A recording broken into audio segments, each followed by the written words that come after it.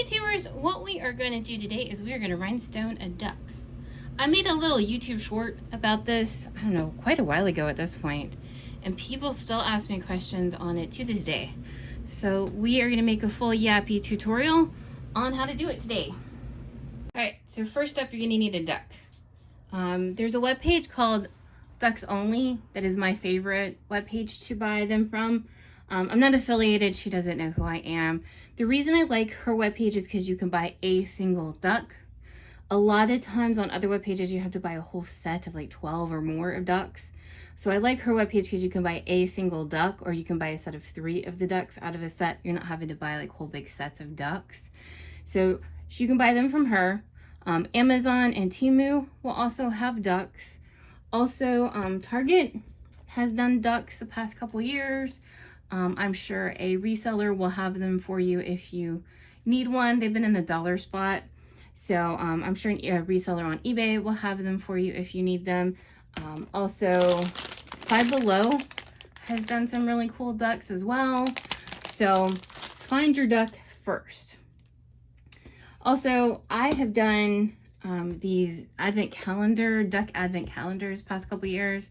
I've opened them on Instagram, but sometimes they've got cool, not duck things, but kind of rubbery things to rhinestone as well. So this one was last year's, it was a pink advent duck calendar. I got a tree. I also got a pink little submarine, which was really cute. So find a duck or a rubber thing to rhinestone. So next up is rhinestones. I have done almost all of my ducks fairly exclusively with resin rhinestones because they're budget friendly. And since the duck for the most part is just going to sit on a shelf, you don't need the extra durability of the glass rhinestones. You are feel free to use glass rhinestones. There are some very, very pretty ones, but they are more expensive. So resin rhinestones I feel are a great one for this project. So this is what we're going to use today. What I did here is I mixed together SS5, 4, 3, and probably even some 2s in there. And these are AB hot pink resin rhinestones. They're my favorite, so I mixed them all together. Normally I just keep them in their individual little bags. I buy from a lady called Blingee Thingee. She is over on Etsy. Once again, not affiliated. This is just where I buy my stones from. I buy almost all of my resin rhinestones from her. She ships out almost either same day or next day. So that's one reason I like her too. So, but any resin rhinestones will work. My glass rhinestones I buy from Diamond Fire. Once again, not affiliated, but she has a wonderful assortment of glass rhinestones. Also ships very quickly. All right, so we need a duck, we need rhinestones, we need glue. Now, I bought my first duck kit from the Crystal Ninja probably several years ago now. It was this guy. And this was done with, these are glass AB crystal stones. And in that kit came Supertite. So I've just always used that glue. The reason that I've stuck with using it is that it's a low odor glue because the duck is right in your face, so I don't want to be huffing any fumes. It's also, the glue is clear so that it's easier to see on the ducks. The liquid fusion that a lot of people use is a clear glue and it's hard to see on the ducks. So I've never used it on a duck, but so actually I don't know what would happen with it. I've also never used the 2-part epoxy back here, the Bob Smith 2-part. So I use this and I put it in the little bitty bottles. I bought a whole set of them off Amazon. I like the precision tip bottles because I'm not having to open and close and do all those things, and then it just gives you a nice little line. The other nice thing is that this bottle I've had for many years. You can see the dust. As long as you keep it airtight. So you keep the lid on and my little top on, you are fine and you can have the bottle for years on end. So I like this a lot. So I use a wax pencil to apply my rhinestones. This is 100% a personal choice. This is what I like to use, and so I use it. And then you can sharpen it with a regular pencil sharpener. All right, so I've already started. I moved because you couldn't see where from the angle I was at, but each one of the bottom of the ducks has like a little spot where the ducks come together at. So I always kind of start my rhinestoning there, and you're just going to put down a line of glue and then apply your rhinestones. Now we are going to be doing a scatter method on this duck today because I think it's the most beginner friendly way to rhinestone a duck. A lot of these I've used straight lines and they kind of can drive you insane because everything's got to be straight. So I think the scatter is a good method of a beginner duck rhinestoning. But by all means, if you want to do a pattern, totally go for it. Also, this is just the way I do this. There are other different ways to do this, so you are feel free to, my way isn't the only way or the most right way, it's just the way I do it. So feel free to try other methods until you find one that works for you. All right, so I do the bottom of the duck first, and then I'm gonna let this dry before we build on more rhinestones with it. The other nice thing about this glue is that it's not gonna run. Like the 2-part epoxy up here, if I did this, all the rhinestones would be trying to go. So that's another thing. So I just leave it on its side, and then we'll be back to build more rhinestones on top of it once it dries. All right, so the bottle says that it needs an hour to clear to dry. I normally at least like 15-20 minutes. You can also work on another duck while this is drying. So normally I work in pairs with the ducks if I'm doing a bunch. The reason why is so when we start to build out our scatter here, when we push the rhinestones, this is going to give us a good base so they're not going to move. And invariably when you put your hands in it, they're not going to move. So that's the reason I like to do it this way. Now we're just going to put on some glue here, and you're going to build your scatter up from there.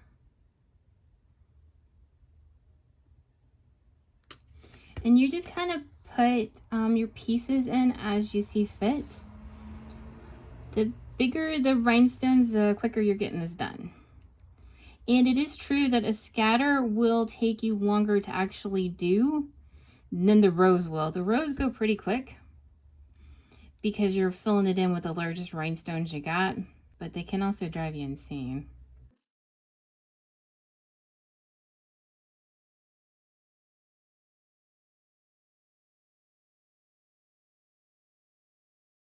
I've got the door opened outside, so you might hear some of that. So I just like to build up my little scatter from there. And I'll do the same thing again where we'll build for a bit and then I'll let it dry so that I don't put my hands in it and that it gives us some sturdy base to kind of push our rhinestones against.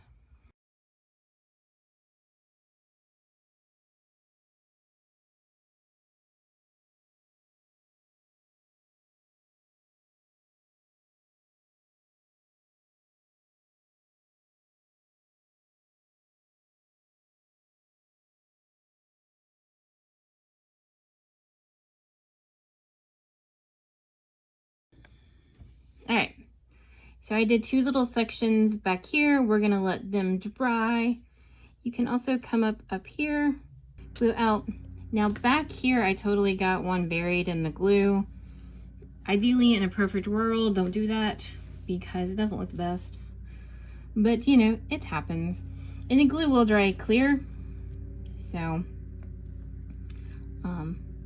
but don't, as a rule, don't make it a habit of doing that.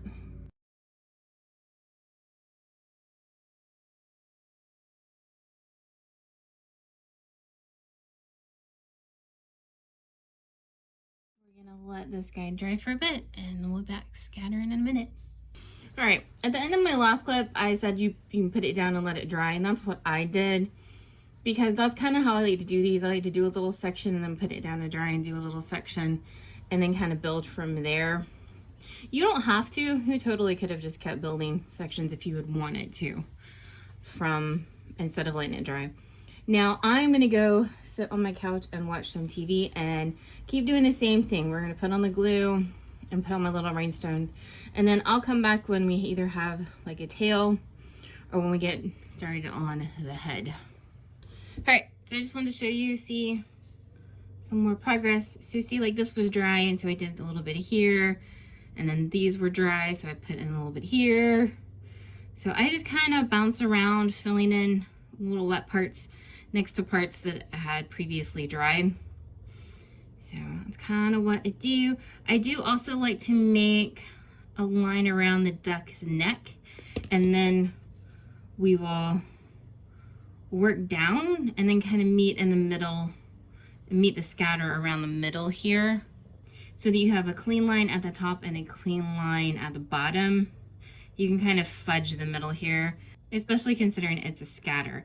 I did want to clarify, I only do this kind of everywhere around method when I am scattering. If you were doing these ducks with the straight lines on them, this is the same pink little duck, but these are transparent AB resin rhinestones. So they're clearer and they got a little sparkle on them. See, this one I would do rows at a time, and then I would do the same bottom row, let that dry, and then I would do a couple rows, let it dry, do a couple rows and let it dry. So I wouldn't obviously bounce around like I have been with this one. So. All right, so I'm checking in again. Last time we had just done this little bit in the middle here, and I told you that I was gonna continue to work around the sides, which is what I did. And so you just got this little tail.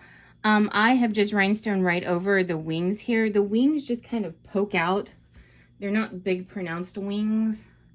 And that is my favorite with these ducks here. That's my preferred kind of duck that doesn't have a big like pronounced wing here. That's why like you won't see me doing these. These are not my favorites. So there's rhinestone over here, and then I wanted to show you the tail here. The only thing really to know with the tail here is you're just going to work your way from both sides, and then along this ridge you're just going to want to fill in with your smaller stones. You obviously don't want to put a giant stone right here on the tail. So, all right, so we're just going to fill in this little tail part here.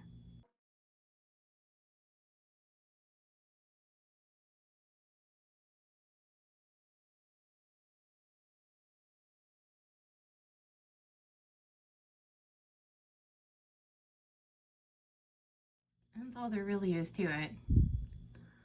So you're just going to keep filling around until you got your little body all filled up. Sorry, I thought that was going to be more climactic there, but apparently not so much. All right, so you're just going to finish in with your little gaps here. We only got 2 more little gaps to go, and then we'll be done. And then I'd started on the back of the head of the duck, and we're just going to move forward and fill in his little face last, is normally how I work. And then I filled in, these are black rhinestones over the eyes, and these are actually 16 SS16 glass rhinestones because it's what I had out, or you can use 4mm resin rhinestones. Either size will work, and then I just fill them in with black. You can also use transparent rhinestones. I've done that before, or you can just leave them empty. This little duck, I've just left him empty. So you can see like the little white. And then this one I did too because his eyes aren't perfectly round. And they've got the little eyebrow too. So this one I just left empty. So it's up to you if you want to put in. And then this one, they've actually got some other eyes. So you can put in your eyeballs, or you can leave them be. All right, so we finished in our little tail here. And then I finished up the back of the head. So we just have this little front to finish. Now, something that's common on most of our little ducky friends here is the eyes are normally, they're not always like centered and leveled and evenly spaced. This one's a little bit farther over. So you're going to have to kind of be aware of that. And sometimes depending on the fill that you do, you're going to have to fudge your little rhinestones a little bit or move them around a bit to get him to kind of camouflage that. So I just fill in under his little chin here with normally 1 row of rhinestones.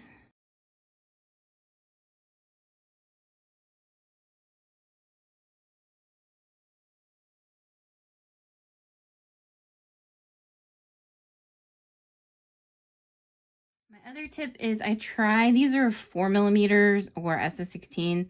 I try to keep the big rhinestones away from them because they just kind of distract.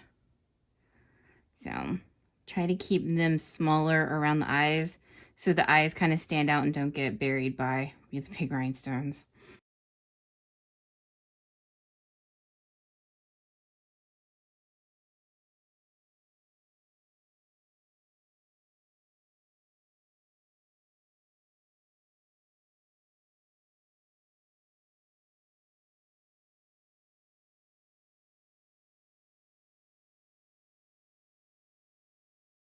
We're almost done.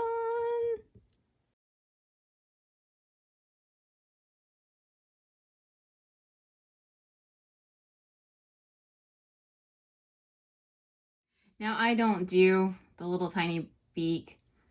I hate little rhinestones. They are not my jam. So if you need to do this, if you feel like you need to do this for completion, you're probably going to need some SS2, no, let's say 2mm and 3mm. Some tiny, tiny little stones to do this little mouth. The other thing is the tiny stones, in my opinion, tend to come off more often. So I just leave their little beaks.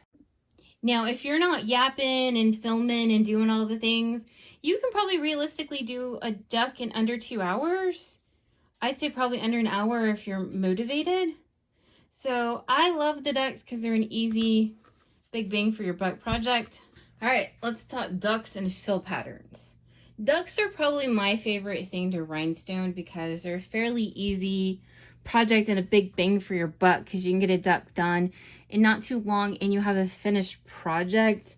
The cups over here, they're really great, but they take a long time.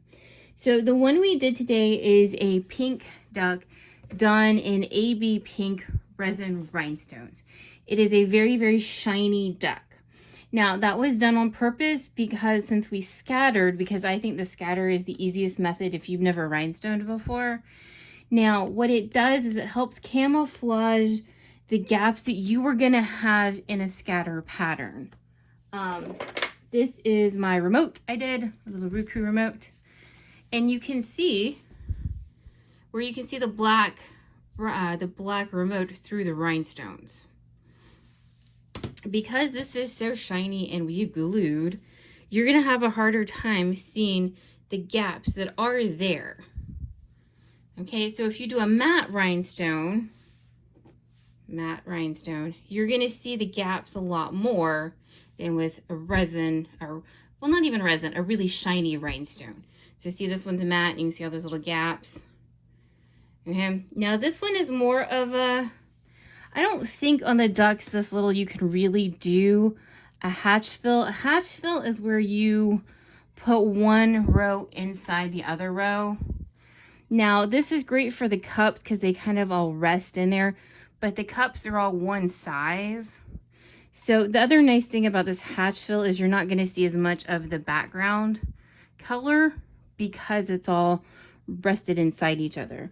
So trying to hatch fill on a duck, because they get fatter and then skinnier, it doesn't quite always work out. It's a bit easier on the really, really big ducks. You'll see them hatch fill on that.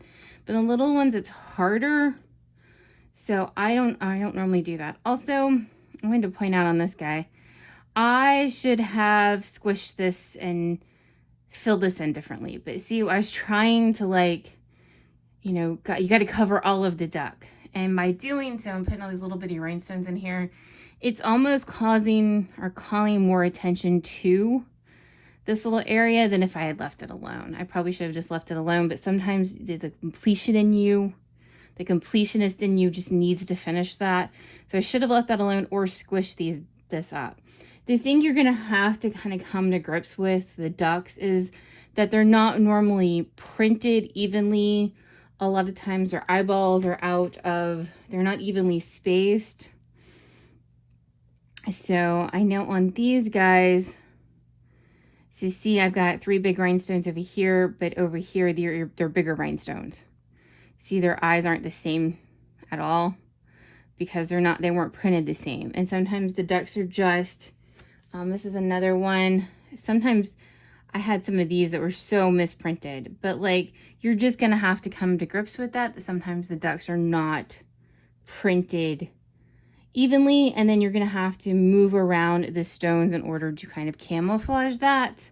Another reason why I like the scatter method a lot of times, because it's easier to hide things.